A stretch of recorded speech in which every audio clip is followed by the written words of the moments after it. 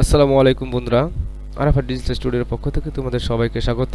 বন্ধুরা, পূর্বে একটি ভিডিও নিয়ে আমি আলোচনা করেছিলাম যে মাতৃত্বকালীন ছুটি কাটানোর পর কিভাবে চাকরিতে যোগদান করবে এই মর্মে একটি দরখাস্ত লিখতে হবে। এই দরখাস্ত সম্পর্কে আজকের এই ভিডিওতে বন্ধুরা আমি তোমাদের দেখাবো যে সরকারি শিক্ষা প্রতিষ্ঠানে মাতৃত্বকালীন ছুটির আবেদনপত্র, অর্থাৎ প্রত্যেক ডিপার্টমেন্টে, প্রত্যেক মন্ত্রণালয়ে বা স্কুল কলেজ প্রতিষ্ঠানে নারী পুরুষ উভয়ে চাকরিরত আছে।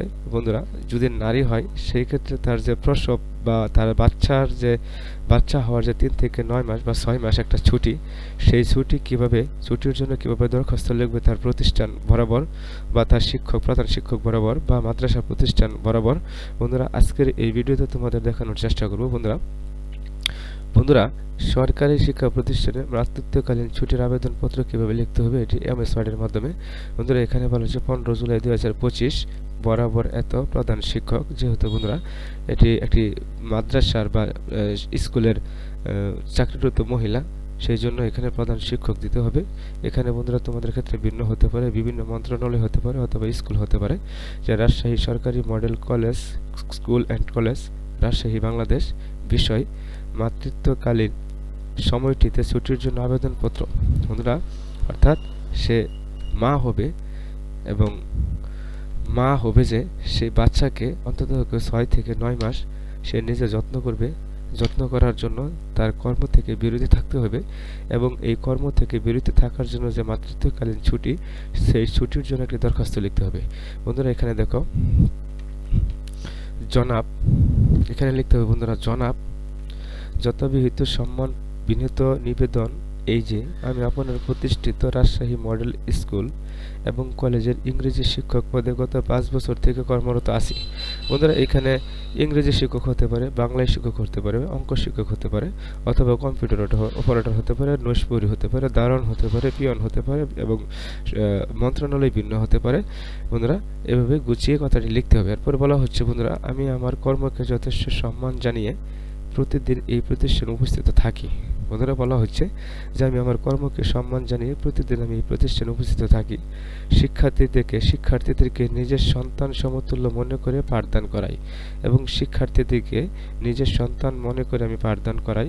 গতকাল থেকে আমি হঠাৎ অসুস্থ হয়ে পড়ি। বন্ধুরা, বলা হচ্ছে যে গতকাল থেকে, বা এখানে তারিখ তোমরা উল্লেখ করে দিতে পারো।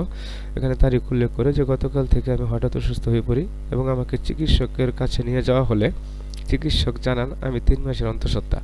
এখন অসুস্থ হয়ে যাওয়ার পর আমার গার্জিয়ান বা অথবা আমার স্বামী চিকিৎসকের কাছে নিয়ে গেলে চিকিৎসক জানান যে আমি 3 মাসের অন্তঃসত্ত্বা। নিচে ডাক্তারি সনদপত্র অনুযায়ী প্রসূতি তারিখ, মাস ও বছর দেওয়া আছে। বন্ধুরা, এখানে ডাক্তারি যে সনদপত্র, সেই সনদপত্রে তার প্রসূতির যে বাচ্চা হবে সেই তারিখ এবং দিন মাস এখানে দেওয়া আছে। সেই অনুযায়ী আমি আগামী 16 জুলাই 2025 হতে 15 জানুয়ারি 2026 পর্যন্ত সর্বমোট 6 মাসে মাতৃত্বকালীন ছুটির জন্য আবেদন করছি। বন্ধুরা, এখানে ডাক্তারের কাছে নিয়ে যাওয়ার পর ডাক্তার একটা সময় নির্ধারণ করে দিচ্ছে যে এত তারিখ থেকে এত তারিখ পর্যন্ত তার প্রসূতির সময় বা বাচ্চা হতে পারে বা হবে।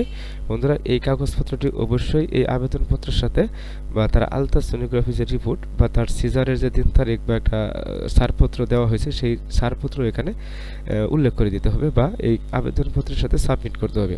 এখানে এই কথাটি বলা হচ্ছে, সেই অনুযায়ী আমি আগামী 16 জুলাই থেকে 2025 হতে 15 জানুয়ারি 2026 পর্যন্ত সর্বমোট 6 মাসের মাতৃত্বকালীন ছুটির জন্য আবেদন করছি। বন্ধুরা, মাতৃত্বকালীন ছুটি শুধু সরকারিভাবে হয় না, সেটি বেসরকারিভাবে হয়। সেটি কোম্পানি হতে পারে, গার্মেন্টস ফ্যাক্টরি বা মিল হতে পারে। সব জায়গায় মাতৃত্বকালীন ছুটির একটা নিয়ম নীতি আছে। বন্ধুরা, এই মাতৃত্বকালীন ছুটি কাটানোর জন্য একটি দরখাস্ত লিখতে হবে। এইভাবে বন্ধুরা দরখাস্তটি সাজিয়ে লিখতে হবে। এরপর বলা হচ্ছে, অতএব জনগণের নিকট প্রার্থনা করছি যে উপরোক্ত বিষয় বিবেচনা করে এবং নিচে ডাক্তারি সনদপত্র অনুযায়ী আমাকে আগামী 6 মাস পর্যন্ত মাতৃত্বকালীন ছুটির প্রদান করে বাধিত করুন। বিনীত নিবেদক। এখানে নাম লিখতে হবে আপনার বিশ্বস্ত তানিয়া ইসলাম। এখানে পুরুষ হতে পারে বা নাম অন্যটাও হতে পারে। রাজশাহী সরকারি মডেল স্কুল অ্যান্ড কলেজ। বন্ধুরা, মাতৃত্বকালীন ছুটির কীভাবে দরখাস্তটি লিখতে হবে তোমাদের দেখানোর চেষ্টা করেছি। বন্ধুরা, সবাই সুস্থ থাকবা, সুন্দর থাকবা এবং কমেন্ট বক্সে কমেন্ট করে জানাবা। আমি তোমাদের কমেন্ট অনুযায়ী